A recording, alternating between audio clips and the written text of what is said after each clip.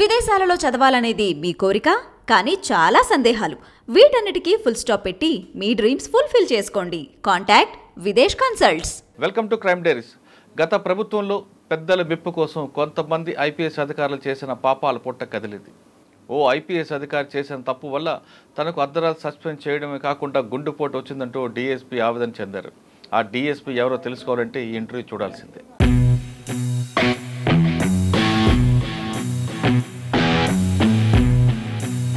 ఇప్పుడున్న ట్రెండ్ కొంత political letters ఉంటాయి, పొలిటీషియన్ లెటర్ ఉంటేనే అన్నది ఒక ట్రెండ్ నడుస్తుంది. మీకు ఆఫీసర్ పోస్ట్ ఇష్టమా లేదా పొలిటీషియన్తో మాట్లాడి తీసుకుని పోస్ట్ ఇష్టమా? ఎప్పుడు కూడా పొలిటీషియన్ ఇన్ఫ్లుయెన్స్తోనే పోస్టింగ్ తీసుకోలేదండి. నా దగ్గర ఉన్న డిసిప్లైను, వృత్తి నైపుణ్యము ఇవి గుర్తించే పోస్టింగ్లు ఇచ్చినట్టు నాకు తెలుసు, వారికి కూడా తెలుసు.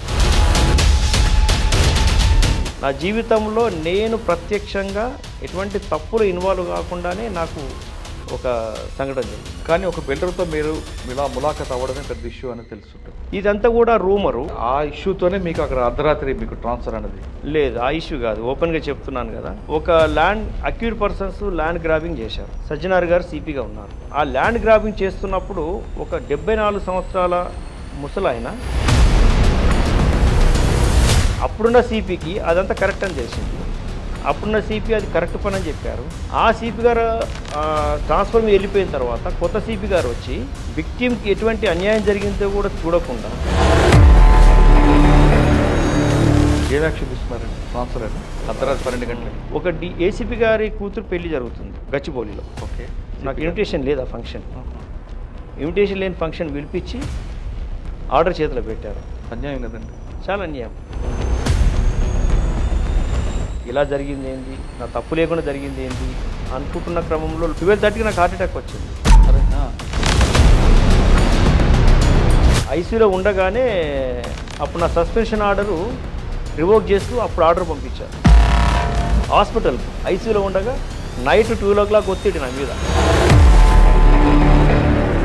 ఇప్పుడు మీకు పోలీసింగ్ అనేది ఎప్పుడైతే ఫస్ట్లో ఏ ప్యాషన్తో చేస్తున్నారో, ఏ విధంగా మెడల్స్ సంపాదించారో ఇదే జోష్తో ముందుకు వెళ్తారా? ఎందుకులే మనం బిల్డింగ్ రిటైర్ అయిపోతే చాలు అనే భావనకు వస్తారు. అంటే నిజమైన ఖచ్చితమైన పోలీస్ ఆఫీసర్గా ఉంటారు. పగడ్బందీగా పర్ఫెక్ట్గా వాడుతున్నారు పదం. బూట్ పోలీస్ ఆఫీసర్స్ ఖచ్చితంగా సమాజానికి చేటు చేస్తారు.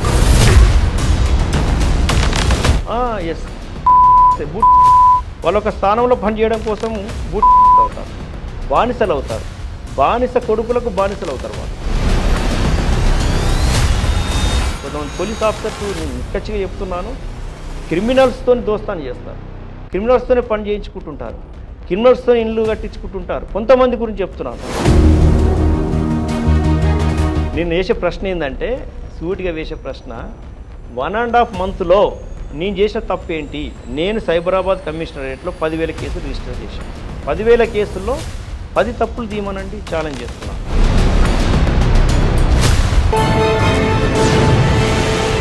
నార్సింగ్లో 2 సంవత్సరాలు, దాదాపు 2 సంవత్సరాలు, 20 నెలల వరకు చేశాను. తర్వాత కొత్త సిపి గారు వచ్చారు. కొత్త సిపి గారు వచ్చారు. వారు నన్ను రాత్రి 12 గంటలకు ఒక ఇన్విటేషన్ లేని ఫంక్షన్ పిలిపించి ఆ ఫంక్షన్లో నా చేతులు ఆర్డర్ పెట్టి అక్కడ నుంచి పంపించేశారు.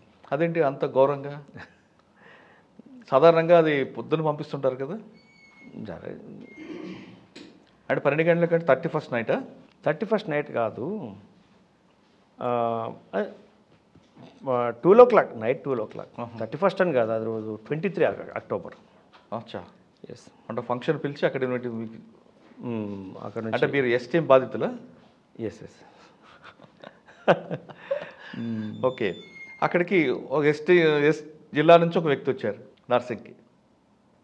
నా తర్వాత ఒక ఆఫీసర్ అక్కడ పోస్ట్ చేశారు. సార్, ఫస్ట్ మీకు చెప్తుంది ఏంట్లో అర్ధరాత్రి 12 గంటలకు నోటీస్ ఇచ్చి మీకు సస్పెండ్ చేశారు కదా, మరి కోర్టుకు వెళ్ళొచ్చు కదా మీరు? నేను ఇదే చేసింది ఇక్కడ. న్యాయంగా ప్రాసెస్ ప్రకారంగా నేను డీటెయిల్ ఎక్స్ప్లెనేషన్ ఇవ్వడం జరిగింది అప్పుడున్న సిపి గారికి. డీటెయిల్గా ఇచ్చాను. డీటెయిల్గా ఇచ్చినప్పటికీ ఆఫీసర్ దృష్టిలో ఏముందో మాకు తెలియదు కాబట్టి డీటెయిల్ ఎక్స్ప్లెనేషన్ కూడా ఇగ్నోర్ చేసి పక్కా పెట్టేశారు. నాకు ప్రమోషన్ వచ్చే సమయం ఏర్పడ్డది. నేను 1 సారి 2 సార్లు 3 సార్లు వెళ్ళడం జరిగింది. అయినప్పటికీ కూడా నిర్లక్ష్యం వహించడం, ఇగ్నోర్ చేయడం జరిగింది. అంటే కూడా ఇవ్వలేదా?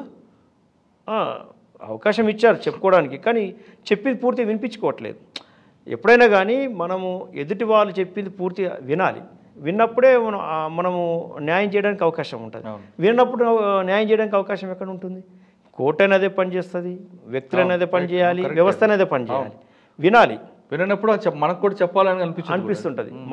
మనం చెప్తుంటే ఒక దిక్కు చెప్తుంటే ఒకవైపు కిందికి తలబెట్టి కిందికి వినట్టుగా ఏదో సొంతంగా పని చేసుకుంటుంటే ఇగ్నోర్ చేస్తుంటే ఏం చెప్పాలనిపిస్తుంది?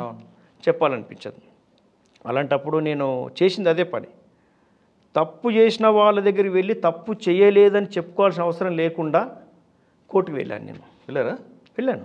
కోర్టు రిట్ ఫైల్ చేశాను. కోర్టు రిట్ ఫైల్ చేసిన తర్వాత సుదీర్ఘంగా వాదనలు జరిగాయి. నేను ఇచ్చిన ఎక్స్ప్లెనేషనే నాకు అఫిడేవిట్ అయింది. అఫిడేవిట్ ప్రకారంగా కోర్టు పూర్తిగా పరిశీలించి నా మిస్కండక్ట్ లేనట్లుగా, నేను ఎటువంటి అవిధేయత నా దగ్గర లేనట్టుగా, నేను ఏం తప్పు చేయనట్టుగా నాకు జడ్జిమెంట్ ఫేవర్ వచ్చింది. ఆ జడ్జిమెంట్ ఫేవర్ రావడం వల్ల నాకు ప్రమోషన్ వచ్చింది. నాకు ప్రమోషన్ రావడం వల్ల నేను క్లీన్ చిట్తో బయటపడ్డాను. అంతేకాదు నాతో సస్పెండ్ అయినటువంటి లక్ష్మణ్ ఎస్ఐ కూడా దాంట్లో జడ్జిమెంట్ ద్వారా ఆయన కూడా బయటపడ్డాడు దాంట్లో. ఎస్. అంటే ఇక్కడ ఏంటంటే వ్యవస్థలో మనము ప్రభుత్వం సెలెక్ట్ చేసి మనకు బాధ్యతలు అప్పగించింది అంటే మనము ఖచ్చితంగా ప్రమాణం చేస్తాం. ప్రమాణం చేసినట్టుగా ఖచ్చితంగా ఉండాలండి. అప్పుడు వ్యవస్థ ఏమనుకుంటుంది, మనం అత్యంత విశ్వాసపాత్రులుగా నమ్ముతుంటుంది వ్యవస్థ. కానీ వ్యవస్థ ఒక తీరు మనం నమ్మి స్థానంలో పెట్టినప్పుడు, మన మీద ఉన్నటువంటి బాధ్యతలు అలా ఉన్నప్పుడు మన పనితనంలో ఇంకో తీరు ఉండకూడదు. వ్యవస్థ ఎట్లా తయారైపోయిందంటే దొంగలే నమ్ముతున్నారు, చెడ్డవాళ్లకు చెడ్డవాడు ఇష్టపడుతున్నాడు. ఆ సమయంలో ఏం జరిగితే బాగుంటుంది, ముక్కుసూటిగా వెళ్ళే వ్యక్తి అవసరం లేదు, ప్రొఫెషనల్గా వెళ్ళే వ్యక్తి అవసరం లేదు, పనిమంతులు అవసరం లేదు, రియల్ పోలీస్ ఆఫీసర్ ఆ సమయంలో ఉండకూడదని కోరుకుంటారు కొంతమంది. సార్, రియల్ పోలీస్ అన్నారు కాబట్టి మీకు క్వశ్చన్ అండి. సాధారణంగా మీరు అన్నట్లుగా యూనిఫామ్ వేసుకున్నప్పుడు మనం ఓట్ తీసుకుంటాం. ఆ ఓట్ ప్రకారం మనం రావాలి, రిటైర్ అయ్యే వరకు అదే ఓట్ ఉండాలి. కానీ కొంతమంది ఆఫీసర్లు ఫస్ట్ యూనిఫామ్ వేసుకోగానే అసలు టెరిఫిక్గా పనిచేస్తారు. క్రమేపీ ప్రమోషన్ వచ్చిన తర్వాత వాళ్ళ మార్పు ఎందుకు వస్తుంటుంది? అంటే ఒకటి బేసిక్లో మార్పు రాదు. పని చేయాలనుకున్న వ్యక్తి మొదట్లో ఎటువంటి లక్ష్యాన్ని పెట్టుకుంటాడో అదే లక్ష్యంతో. కానీ కొంతమంది ఆఫీసర్లు, మీకు ఎదురైన ఆఫీసర్లు, మీరు ఒక విక్టిమ్ అయిన ఆఫీసర్ కూడా గతంలో మంచి టాప్ ఆఫీసర్, కానీ తర్వాత ఎందుకు మార్పు వచ్చింది అనుకోవచ్చు? అది మీరు అన్నట్టుగానే చాలామంది అన్నారు. ఈవెన్ క్షేత్రస్థాయిలో బేసిక్ లెవెల్లో బాటమ్ లెవెల్లో పనిచేస్తున్న వ్యక్తి కూడా ఆ మార్పును గమనించారు. ఎందుకు అలా అయ్యారని. అలా అవ్వకూడదు, దురదృష్టం. అటు అవ్వడం దురదృష్టం. అత్యంత విశ్వాసపాత్రులు అటు అవ్వడం దురదృష్టం, వ్యవస్థకు దురదృష్టం. సొంత లక్ష్యాలు, సొంత ఎజెండా పెట్టుకొని చేయడం అన్నమాట. సొంత ఎజెండా పెట్టుకొని చేయడం. సరే, మీకు ఎక్కడికి ఇచ్చారండి పోస్టింగ్? అక్కడ నుంచి నేను హైదరాబాద్ సిటీ ట్రాన్స్ఫర్ అయ్యాను. ఓకే. హైదరాబాద్ సిటీలో సిట్ ఎస్ఐటి స్పెషల్ ఇన్వెస్టిగేషన్ టీంలో పనిచేశాను నేను. అక్కడ నేను వెళ్ళిన కొద్ది రోజులకే అక్కడ చాలా ఛాలెంజింగ్ కేసులు వచ్చాయి అక్కడికి. ఆ కేసులో బిజీ ఉండగానే ఈ TSPSC paper leakage case assign కావడం, సివి ఆనంద్ గారు ఉన్నప్పుడు ఆ పేపర్ అసైన్ కావడము, ఆ కేసు అసైన్ కావడం, ఆ కేసులో మాకు బాగా అనుభవం కలిగింది. దాంట్లో ఆ కేసు ఇన్వెస్టిగేషన్ కేసులో అప్పుడు ఏఆర్ శ్రీనివాస్ గారు సిట్ ఇన్ఛార్జ్ సార్. ఎస్. మీ రోల్ ఏంటి అందులో? One of the investigation officers, assisting investigation officers. Assisting investigation ఆఫీసర్గా అందులో అంటే టెక్నికల్గా జరిగింది అనుకోవాలా, లేదు కాన్స్పిరసీ ఉందనుకుంటారండి? అక్కడ ఉన్నటువంటి ల్యాప్సెస్, అక్కడ సెక్యూరిటీ ల్యాబ్స్ ఉందంటారా? సెక్యూరిటీ ల్యాబ్సెస్ కాన్ఫిడెన్షియల్ సెక్షన్లో కాన్ఫిడెన్షియాలిటీ మెయింటైన్ చేయకపోవడం. అంటే అంత నిర్లక్ష్యం అనుకోండి, లేదా నిర్లక్ష్యమేనా? నిర్లక్ష్యం. ఇంకా వేరే ఇంటెన్షన్ కనిపించట్లేదు. నిర్లక్ష్యం పూర్తి. అంటే నిర్లక్ష్యం ఉన్న చోట నేరం చేయాలనుకునే వాళ్ళు కూడా ఎక్కువ ఉంటారు. కానీ నిర్లక్ష్యం వెనక రెండు కారణాలు ఉంటాయి. ఒకటి ప్రాఫిటబుల్, రెండు బై మిస్టేక్ అని. నిర్లక్ష్యం అది అప్పటికప్పుడే వచ్చినటువంటి నిర్లక్ష్యం కాదు, ఎప్పటి నుంచో కొనసాగుతున్న నిర్లక్ష్యంలాగా అనిపించింది అది. అయితే దీని వెనక వేరే ఎప్పుడు అంటే సడన్గా నిర్లక్ష్యం వేరే ఉంటుంది.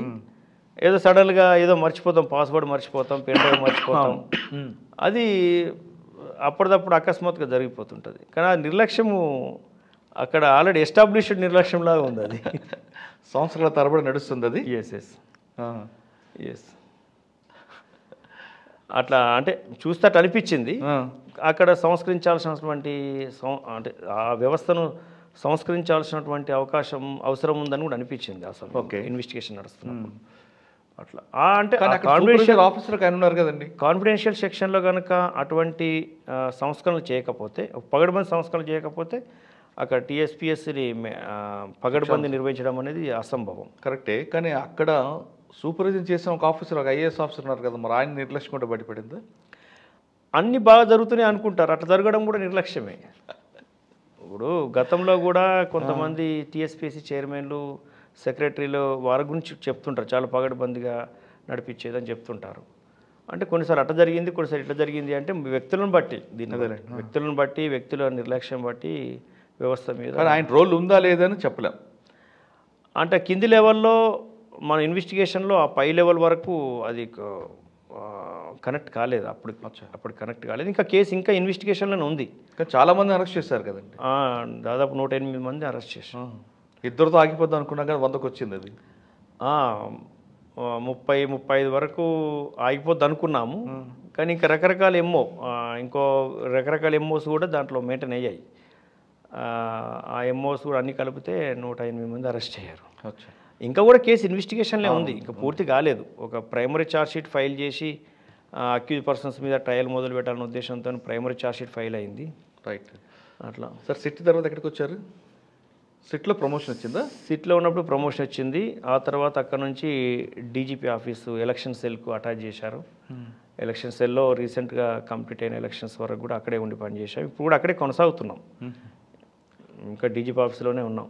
ఓకే, ప్రొఫెషన్లో వచ్చినప్పుడు మీరు ఆఫీసర్ పోస్టింగ్ తీసుకున్న మీకు ఇప్పుడున్న ట్రెండ్ కొంత పొలిటికల్ లెటర్స్ ఉంటేనే, పొలిటీషియన్ లెటర్ ఉంటేనే అన్నది ఒక ట్రెండ్ నడుస్తుంది. కానీ కొత్త గవర్నమెంట్ మాత్రం దానికి ఫుల్ స్టాప్ పెట్టింది అనుకుందాం. మీకు ఆఫీసర్ పోస్ట్ ఇష్టమా లేదా పొలిటీషియన్తో మాట్లాడి తీసుకున్న పోస్ట్ ఇష్టమా? ఎప్పుడు కూడా పొలిటీషియన్ ఇన్ఫ్లుయెన్స్తో నేను పోస్టింగ్ తీసుకోలేదండి. నాకు ఆఫీసర్సు నా దగ్గర ఉన్న డిసిప్లైను, వృత్తి నైపుణ్యము ఇవి గుర్తించే పోస్టింగ్లు ఇచ్చినట్టు నాకు తెలుసు, వారికి కూడా తెలుసు. నేను సైబరాబాద్ కమిషనరేట్కి ఎగ్జాంపుల్గా తీసుకుంటే ద్వారక తిరుమలరావు నాకు ఎటువంటి ఇన్ఫ్లుయెన్స్ లేకుండా ఇచ్చారు. నెంబర్ 2 సివి ఆనంద్ గారు ఎటువంటి ఇన్ఫ్లుయెన్స్ లేకుండా ఎస్ఓటీ ఇచ్చారు. వారు డబుల్ పోస్టింగ్, ఇంకా మహేశ్వరం నుంచి మంచాల్ పోస్టింగ్ ఇచ్చారు. తర్వాత ఎస్ఓటీ కూడా పోస్టింగ్ ఇచ్చారు వారు, ఎస్ఓటీకి కూడా. సందీప్ షాండిలియా గారు రాయదుర్గం ఇచ్చారు, అదేవిధంగా గచ్చిబౌలి కూడా ఇచ్చినారు. సజ్జనార్ గారు వచ్చిన తర్వాత ఎలక్షన్ కోడ్లో నాకు మేడ్చల్ ట్రాన్స్ఫర్ అయినందుకు అక్కడ 1.5 year పనిచేసినందుకు నేను పదే ఎంటబడితే నేను రిక్వెస్ట్ చేసుకుంటే, ఆఫీసర్ రిక్వెస్ట్ చేసుకుంటే నాకు మళ్ళీ నార్సింగ్ ఇచ్చారు పోస్టింగ్. అంటే ఆఫీసర్సు వాళ్ళు మన దగ్గర వృత్తి నైపుణ్యము, మన దగ్గర కావలసినటువంటి లక్షణాలు గమనించి ఇచ్చినటువంటి పోస్టింగ్స్. వీటెనక ఇటువంటి నాకు ఏ పోస్టింగ్లో కూడా, ఇక్కడే కాదు ఏ పోస్టింగ్, నేను 13 SHO పోస్టింగ్స్ చేశాను. 13 SHO పోస్టింగ్స్లో కూడా నాకు ఎటువంటి పొలిటికల్ ఇన్ఫ్లుయెన్స్ ఎక్కడ పనిచేయలేదు. ఓకే, పబ్లిక్ రిప్రజెంటేటివ్స్ ఉంటారు, మనం పనిచేస్తున్న చోట పబ్లిక్ రిప్రజెంటేటివ్స్కి ఇవ్వాల్సిన గౌరవం ఇవ్వాలి. వాళ్ళు పబ్లిక్ రిప్రజెంటేటివ్, పబ్లిక్ వాళ్ళు సేవ చేయాలి. పబ్లిక్ యొక్క అవసరాలను గుర్తించేది ముందుగా పబ్లిక్ రిప్రజెంటేటివ్ కాబట్టి వాళ్ళకి ఇవ్వాల్సిన గౌరవం వాళ్ళకి ఇవ్వాలి. అది దాని వరకు స్పష్టంగా క్లారిటీ ఉంటాం. నా వరకైతే అలాగే ఉండేది. ఎప్పుడు కూడా నేను కొన్ని ప్రైమ్ పోలీస్ స్టేషన్లు చేశాననేది అందరికి తెలుసు, నాకు కూడా సాటిస్ఫాక్షన్ ఉంది ఆ విషయంలో. కానీ నాకు పోస్టింగ్ ఇచ్చినటువంటి ఆఫీసర్స్, నేను పోస్టింగ్ చేయడంలో నేను ఎంత గ్రేట్, ఎంత గొప్ప అనుకుంటున్నాను, నాకు పోస్టింగ్ ఇచ్చిన వాళ్ళు అంతే గొప్ప అక్కడ. కానీ తర్వాత నాకు జరిగినటువంటి అరుదైన సంఘటనలో అంటే నాకు నా మనస్సాక్షిగా చెప్తున్నటువంటి సంఘటన ఏంటంటే, నేను నా మనస్సాక్షి చేసి నాకు నార్సింగ్లో జరిగినటువంటి సంఘటన అంటే మీరు అడగకుండా నాదే నేను చెప్తున్నాను. నా జీవితంలో నేను ప్రత్యక్షంగా ఎటువంటి తప్పులు ఇన్వాల్వ్ కాకుండానే నాకు ఒక సంఘటన జరిగింది. కానీ ఒక బిల్డర్తో మీరు ఇలా ములాఖత్ అవ్వడమే పెద్ద ఇష్యూ అని తెలుసుంటుందండి నార్సింగ్లో. ఏమండి, నార్సింగ్ లిమిట్స్లో బిల్డర్తో మీరు కలిశారని, ఇదంతా కూడా రూమరు. ఒక బ్లాక్ కావాలని అడిగారని, ఒక ఫ్లోర్ నా పేరు మీ పేరు మీరు రిజిస్ట్రేషన్ చేయమని అడిగారని కూడా ఉంది కదా. అటువంటి నా నోటీస్కి ఎప్పుడు రాలేదు, నన్ను అట్లా కానీ ప్రశ్నించేవాడు. ఆ ఇష్యూతోనే మీకు అక్కడ అర్ధరాత్రి మీకు ట్రాన్స్ఫర్ అనేది. లేదు, ఆ ఇష్యూ కాదు, ఓపెన్గా చెప్తున్నాను కదా. ఒక land acquire persons land grabbing చేశారు. సజ్జనార్ గారు సిపిగా ఉన్నారు. ల్యాండ్ గ్రాబింగ్ చేసినప్పుడు, ఆ ల్యాండ్ గ్రాబింగ్ చేస్తున్నప్పుడు ఒక 74 సంవత్సరాల ముసలాయన రూమ్లోనే ఉన్నాడు. ల్యాండ్ గ్రాబింగ్ చేస్తూ రూమ్ను బ్రేక్ చేశారు. ఆ బ్రేక్ చేస్తున్నప్పుడు ముసలాయన లోపటే ఉన్నాడు రూమ్లో. ఆ జేసీబీ పెట్టి బ్రేక్ చేస్తున్నప్పుడు, ల్యాండ్ గ్రాబింగ్ చేస్తున్నప్పుడు జేసీబీ పెట్టి బ్రేక్ చేస్తున్నప్పుడు ఆయన మీద ఇటుకల పిల్లలు కూడా పడుతున్నాయి. ఇటుక పిల్లలు పడుతుంటే ఆయన, నా ల్యాండ్ గ్రాబింగ్ చేయొద్దు మీరు, నేను బయటకు రాను, చచ్చిన పర్లేదు ఇక్కడే ఉంటా అంటే కూడా అతన్ని సమాధి చేయాలనే ఉద్దేశంతో ల్యాండ్ గ్రాబింగ్ చేస్తుంటారు. అంత క్రూరమైనటువంటి సంఘటన. అంటే ట్రెస్పాస్ ఉంది, డ్యామేజ్ ఉంది, ఇంటిమిడేషన్ ఉంది. వీటన్నిటి మీద కంప్లైంట్ వస్తే మేము కేసు రిజిస్టర్ చేశాం. సజ్జనార్ గారు సిపిగా ఉన్నప్పుడు స్టింజెంట్ యాక్షన్ తీసుకోవాలని చెప్పారు. అన్ని కేసుల్లో తీసుకున్నట్టే యాక్షన్ తీసుకున్నాం. దాంట్లో ప్రత్యేకం ఏం లేదు. ఒకటే ఒక ప్రత్యేకం ఏంటంటే, ఒక వ్యక్తి రూమ్లో ఉండగానే డిమాలిషన్ మొదలు పెట్టారు కాబట్టి ఒక అరుదైన సంఘటన అది. అటు జరగకూడదు. ఓకే, జరగకూడదు. ఆ కేసులో మేము నేరస్తుల్ని 9 రోజుల తర్వాత అరెస్ట్ చేశాం. దొరకలే, పారిపోయారు. అరెస్ట్ చేసి రిమాండ్ చేశాం. అప్పుడున్న సిపి గారు శభాష్ అన్నారు, మనం చేసిన పని కరెక్ట్ ఉందన్నాడు. ఆ ఆ తర్వాత 9 మంది ఎవరండి? అక్యూజ్డ్ పార్టీ ఎవరు? అక్యూర్ పార్టీ ఫీల్డ్లో భాస్కరరావు అనే వ్యక్తి ఉన్నాడు. ఆ ల్యాండ్ గ్రాబింగ్ చేపిస్తున్న వ్యక్తి రవీందర్ రెడ్డి. వాళ్ళు ఎట్లా అది ఆ ల్యాండ్ గ్రాబ్ చేయాలనుకున్నారు? ఆ ల్యాండ్ గ్రాబ్ చేయడానికి ముందు డబుల్ రిజిస్ట్రేషన్ డాక్యుమెంట్ ద్వారా సీక్వెల్గా డాక్యుమెంటేషన్ చేసి ఆ ల్యాండ్ గ్రాబ్ చేయాలనుకున్నారు. ఆ ల్యాండ్ గ్రాబ్ చేయాలనుకుని ఈ రకంగా ఎగ్జిక్యూట్ చేశారు. చేసినప్పుడు ఒక వ్యక్తికి అక్కడ కంప్లైంట్కు ఇబ్బంది జరిగింది, విక్టిమైజ్ అయ్యాడు.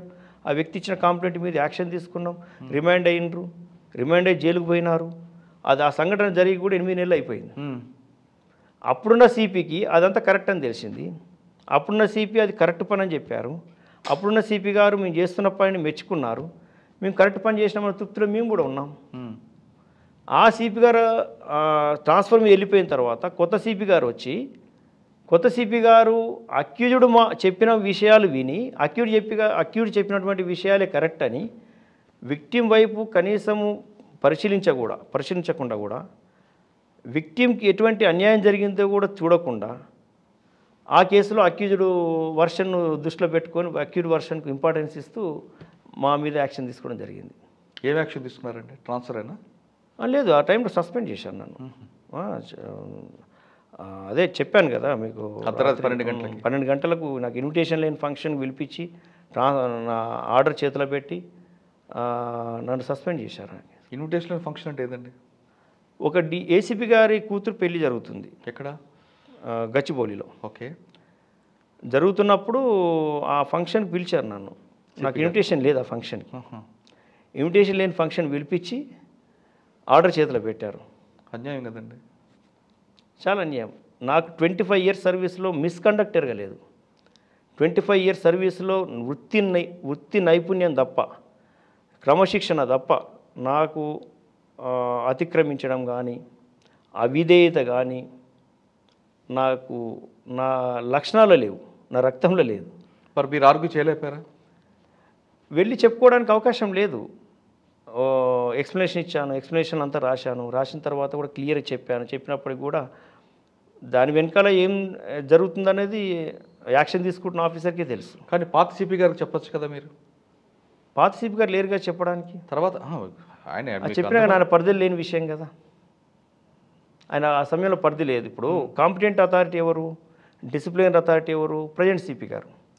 ప్రజెంట్ సిపి గారికే ఆ విషయం పట్ల పూర్తిగా పట్టు ఉంటుంది, పూర్తిగా అధికారం ఉంటుంది. అట్లా వారికే అవకాశం ఉంటుంది కాబట్టి వారికి చెప్పడం జరిగింది. చెప్తే కానీ మీరు ఐఓ నర్సింగ్లో, నేను ఐఓ కాదు, ఎస్ఐ ఎస్హెచ్ఓ. మీరు ఎస్హెచ్ఓ. కానీ అప్పుడు సిపి గారు ఉన్నారు, ఏసీపీ గారు ఉన్నారు, డీసీపీ, ఇంతమంది ఉన్నారు సుపీరియర్స్. అవును. వాళ్ళందరూ ఓకే, వాళ్ళందరూ నోటీసులు పెట్టి చేసిందే కేసు మీరుది. అవును. మీరు ఇండివిజువల్గా డెసిషన్ కాదు. Yes right. కానీ మీ ఒక్కరికే సస్పెండ్ చేయడం వెనక కారణం ఏంటి? వీళ్ళు అందరి మీద యాక్షన్ తీసుకోవాలి కదా. తర్వాత పాత సిపి గారు కూడా ఇందులో ఇన్వాల్వ్మెంట్ ఉందంటే ఈయన కూడా రాయొచ్చు కదా ఆయన మీద. అండర్ సూపర్విజన్ ఆఫ్ ఫలానా సిపి గారి దీంట్లో ఈ గైడెన్స్లో నడిచిందని. యూనిట్ ఆఫీసర్ మీరు అన్నట్టు రాయాలి కదా, అది ఎందుకు రాయలేదు? మిమ్మల్ని ఒక్కడే ఎందుకు బలి చేయాలి?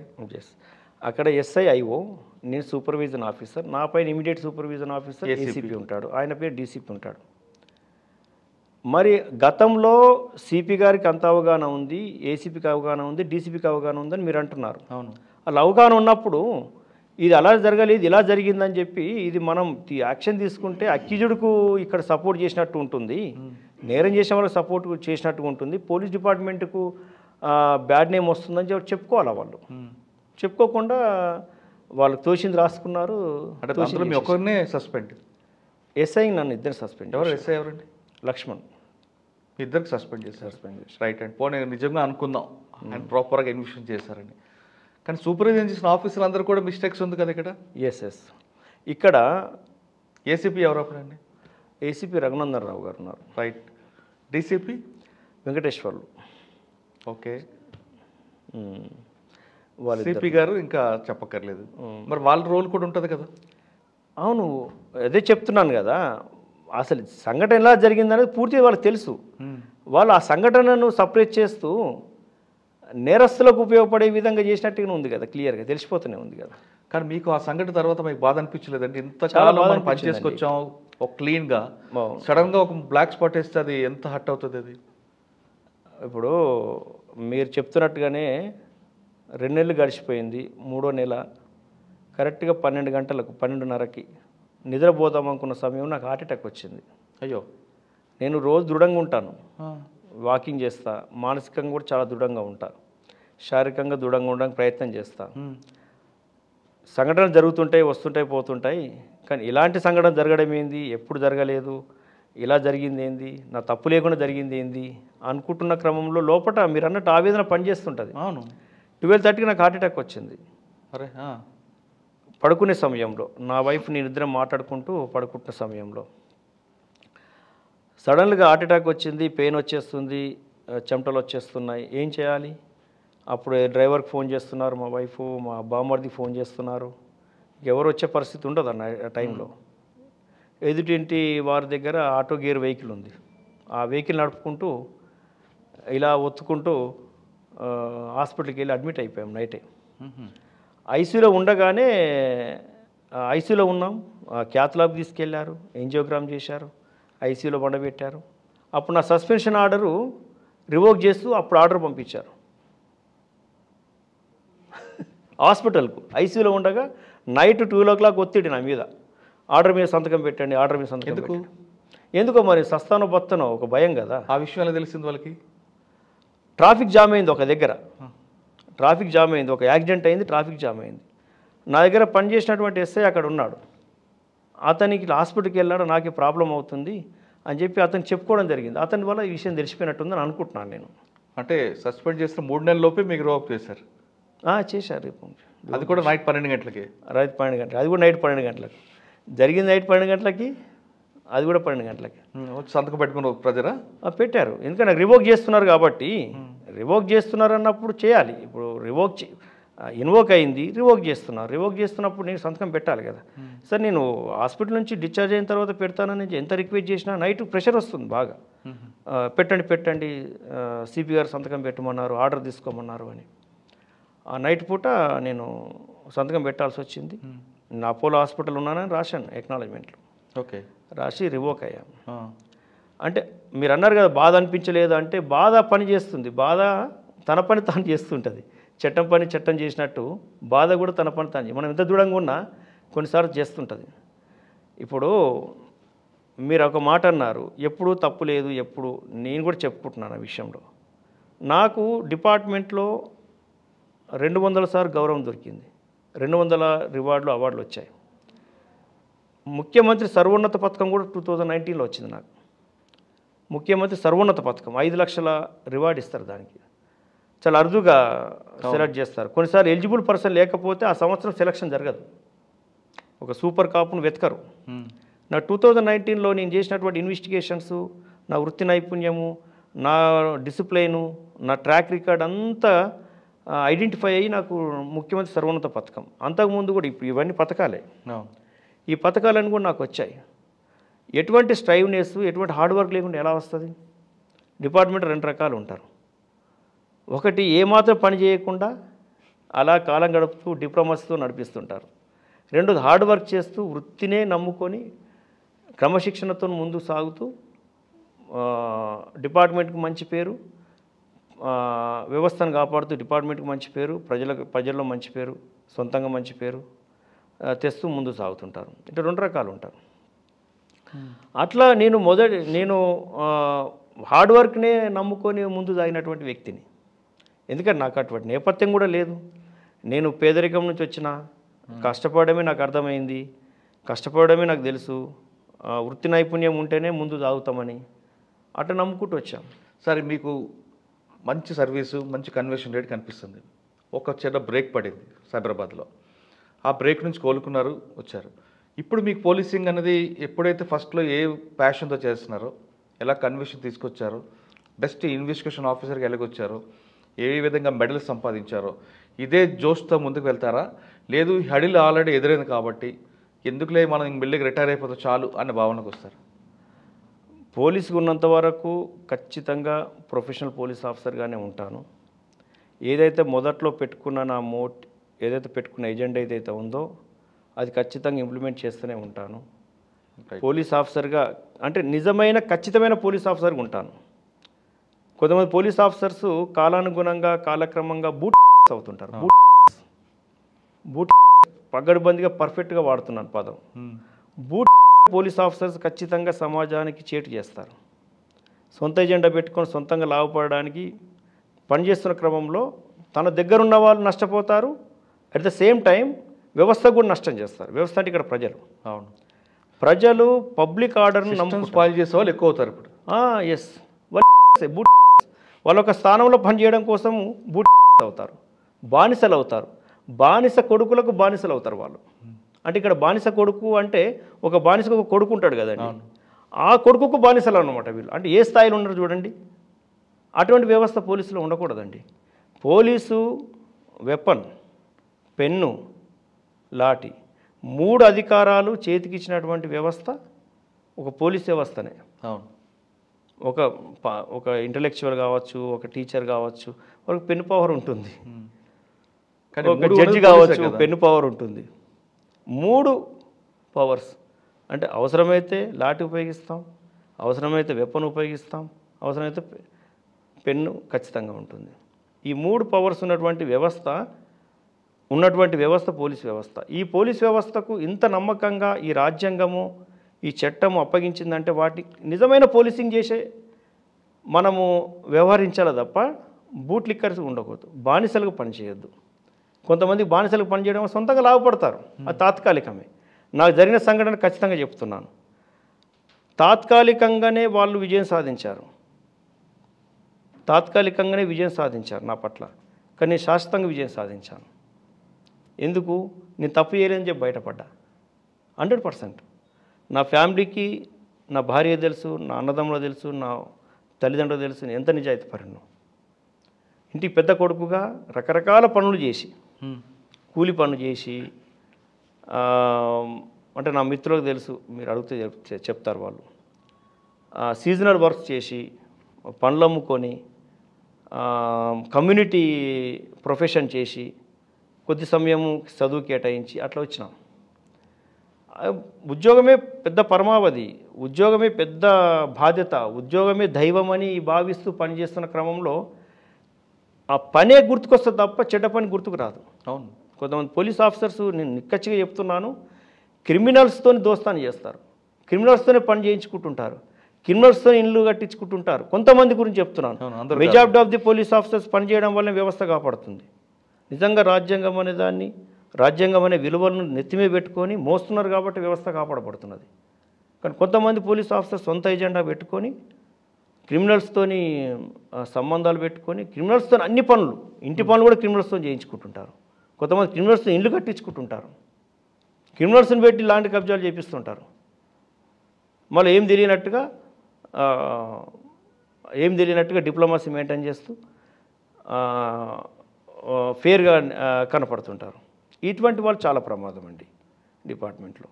డిపార్ట్మెంట్లో అటువంటి లక్షణాలను పోగొట్టడానికి ఒక విధమైనటువంటి మార్పులు రావాల్సిన అవసరం ఉంది డిపార్ట్మెంట్లో. సార్ మీ డిపార్ట్మెంట్ డిసిప్లిన్ డిపార్ట్మెంట్, మీ హైరార్కీ చెప్పేది మీరు ఒబే చేయాల్సిందే.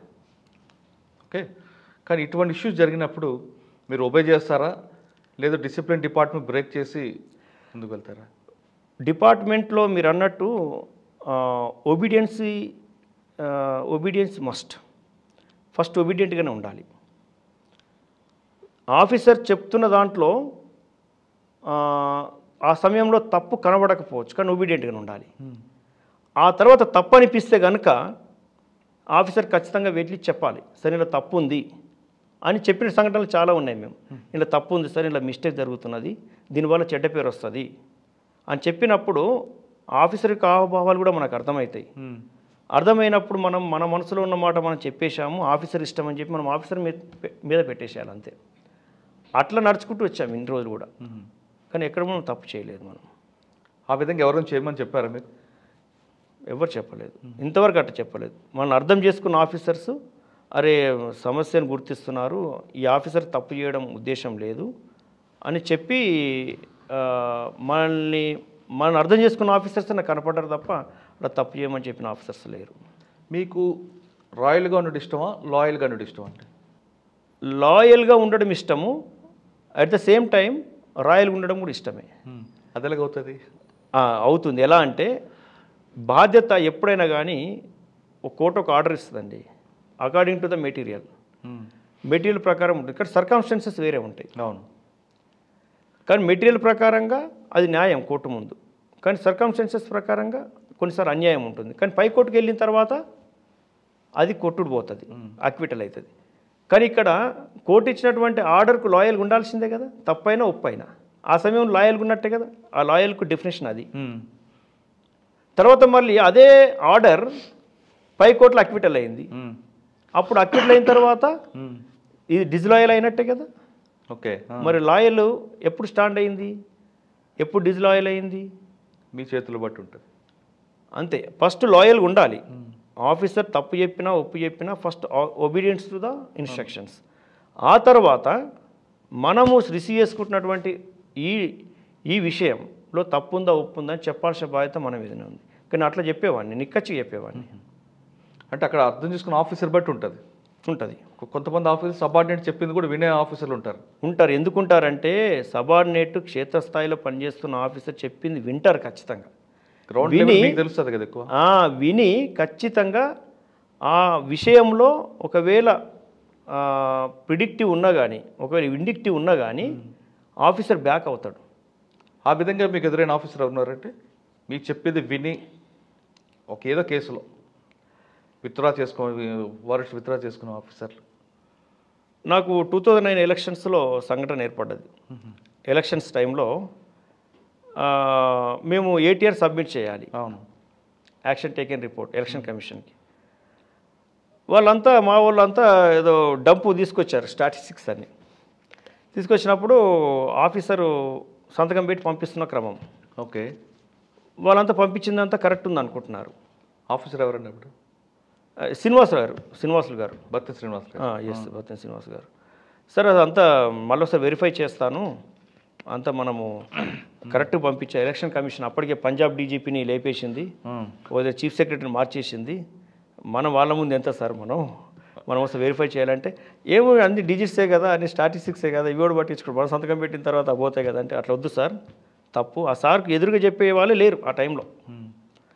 నేను బెల్లం పానకం లీటర్తో సహా మళ్ళీ అంతా రియలిస్టిక్ స్టాటిస్టిక్స్ తీసి కరెక్ట్గా తీసి, సరే తీసుకురాపో, నీకు డౌట్ వచ్చినప్పుడు ఎక్కడో దగ్గర వినాలని నమ్మాలి కదా అని ఆఫీసర్ మళ్ళీ నేను అంతా సరి చేసి తీసుకెళ్ళి సంతకం పెట్టించాను. ఆ ముందు తయారైన ప్రైమరీ రిపోర్ట్కు తర్వాత రిపోర్ట్కు చాలా తేడా ఉంది. ఓకే, అంటే బాగా గుర్తుకొస్తుంటుంది అనమాట. అంటే మా ఆఫీసర్కు మన మీద ఉన్నటువంటి నమ్మకం. అంటే ఆ విధంగా కొంతమంది ఆఫీసర్లు ఉంటారు, అందరూ ఉంటారు. కొంతమంది వీడు నాకు చెప్పేది ఏంట్లే ఉంటారు అనే వాళ్ళు కూడా ఉంటారు. సందీప్ షాండిలే గారు కూడా కొన్ని చెప్తే బాగా వింటారు సార్, చాలా డౌన్ టు ఎర్త్ ఉంటారు సార్. సారు ఏదైనా సూచన ఇస్తే బాగా వినిపించుకునేది. సార్ దగ్గర నేను SOT పని చేశాను, గచ్చిబౌలి రాయదుర్గం కూడా పనిచేయడం సార్ జరిగింది. మీ సర్వీస్లో ఒకే ఒక ఆఫీసర్తో మీకు డిస్టర్బెన్స్ వచ్చింది, future short period short only 1.5 month పనిచేశాను.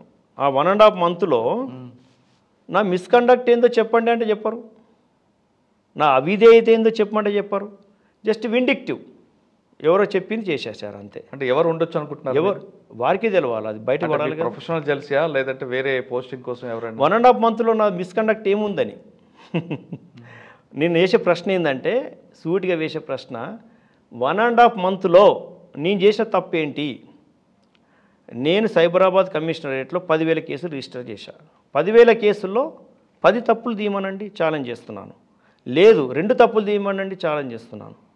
1 తప్పు తీయమనండి, ఇప్పటికైనా తీయలేరు. ఎందుకంటే నేను చాలా జాగ్రత్తగా కరెక్ట్గా రికార్డు ప్రకారంగా నా ఫైలింగ్ కూడా ప్రాపర్గా ఉంటుందని ప్రతి పోలీస్ ఆఫీసర్ని మీరు అడిగితే చెప్తారు. అంటే నాకు వినిపించింది చెప్తున్నాను నేను, మీకు కూడా అదే వినిపిస్తుంది. ఓకే సార్, ఇప్పుడు అదే ఆఫీసర్ ఇంకా ఫ్యూచర్లో పని చేయాల్సి వచ్చింది అనుకోండి, నిక్కచ్చిగా చెప్పేస్తాను మీ దగ్గర నేను పని చేయనని చెప్పి. ఇంకెవరన్నా ఎంటర్టైన్మెంట్ చేయమని చెప్తాను. ఎందుకంటే పని చేయడానికి చాలా స్థానాలు ఉంటాయి కదా, ఒకటే స్థానం ఉండదు కదా. కానీ ఫోకల్ నాన్ ఫోకల్ 2 ఉంటాయి కదా. అవును, మరి నాన్ ఫోకల్కి వెళ్తారు అప్పుడు? నాన్ ఫోకల్లో కూడా పని ఉంటుంది, నాన్ ఫోకల్లో కూడా సీట్ ఉంటుంది, నాన్ ఫోకల్లో కూడా విధి ఉంటుంది. పని చేయాల్సిన వాడికి ఎక్కడైనా ఉంటుంది, పని ఎక్కడైనా ఉంటుంది, చేయకూడదు అనుకున్నట్టుగా ఉండదు. ఒక ఆఫీసరు బుద్ధి తెలిసిన తర్వాత, పర్సనల్ ఎజెండా తెలిసిన తర్వాత మనం తెలిసి తప్పు చేసినట్టే కదా, మనం కూడా తప్పు చేసినట్టే కదా. అంటే అదే ఆఫీసర్ దగ్గర ఫ్యూచర్లో పని చేయడానికి ఇష్టపడరు మీరు? ఇష్టపడము. పర్సనల్ ఎజెండా తెలిసిపోయింది, పర్సనల్ ఎజెండా తెలిసిపోయిన తర్వాత పని చేయడానికి సిద్ధపడం కదా. మనం పని చేయడానికి సిద్ధపడితే మనం తప్పు చేసినట్టు. కరెక్టే, మీరు పని చేయరు, కానీ మీ వెనక్కి ఇంకొక షాడో పార్ట్ టీం పెట్టి వేరే రకంగా వేధించడానికి ప్రయత్నం చేస్తే మనిషి అన్నాక తప్పు చేయకుండా ఉండరు, ఏదో ఎక్కడోదో దొరకవచ్చు. అప్పుడు మనము మన ప్రిన్సిపల్స్ మీద మనం కరెక్ట్గా ఉంటే, అది ఒక సమయంలో అది తప్పనిపించినా అది తాత్కాలికం. మనల్ని తప్పు చేయకున్నా తప్పు చేయించారనుకుందాం, తప్పు చేయకున్నా అది తప్పు అని చెప్పి నిరూపించారు అనుకుందాం, అది తాత్కాలికమే. మన చేతులారా చేయనప్పుడు, మన ప్రమేయం లేనప్పుడు అది మనం తప్పు చేసినట్టు ఎట్లా అవుతుంది? అవ్వదు, ఎట్టి పరిస్థితుల్లో కాదు. అది మనం తప్పు చేయాలనే ఎజెండా మన దగ్గర లేనప్పుడు, ఆ తప్పు చేయాలనే ఉద్దేశము, ఆ ప్రవృత్తి మన దగ్గర లేనప్పుడు తప్పేలా జరుగుతుందండి. నిక్కచ్చిగా చెప్పే విషయం ఇది. ఇది అన్ఎక్స్పెక్టెడ్, కొన్ని తెలిసి తెలియక జరగచ్చు. తెలిసి తెలియని జరుగుతుంటుంది కదా, మన ప్రమేయం ఉన్నట్టు కాదు కదా. కాదు కాదు. అది ఫైనల్గా మీరు డిఎస్పి రైట్ సార్, మీరు మంచి కన్విషన్ తీసుకొచ్చారు, ఏదో మధ్యలో ఒక దెబ్బ పడింది, అది మంచో చెడో జరిగింది మీకు. మనం తీసుకునే దీన్ని బట్టి ఉంటుంది, ఒకటి మంచి అనుకోవచ్చు, ఇంకోటి చెడు కూడా అనుకోవచ్చు. కొంతమంది చెప్తుంటారు మీ డిపార్ట్మెంట్లో ఏది జరిగినా మనం మంచిగా అనుకోవాలి అని మీ సీనియర్ ఆఫీసర్ కూడా అంటుంటారు. అంటే ఒక ఆఫీసర్ యొక్క యాటిట్యూడ్ తెలుస్తుంది, లేదు ఫ్యూచర్లో ఇటువంటి ఇబ్బందులు రాకుండా ఉండాలంటే మనం ఏం చేయాలి అనే విషయం కూడా మీకు ఒక లెసన్ అనుకోవచ్చు. ఫైనల్గా తీసుకుంటే ఈ డిపార్ట్మెంట్లోకి వచ్చే వాళ్ళకి, యాస్పిరెంట్స్ అవ్వచ్చు లేదా ఆల్రెడీ డిపార్ట్మెంట్ ఉన్న వాళ్ళకి మీరు ఇచ్చే మెసేజ్ ఏంటి? ఇప్పుడు మీరు ఎన్సీసీలో ఉండి ఆ యూనిఫామ్ మీద మోజుతో ఇందులోకి వచ్చారు.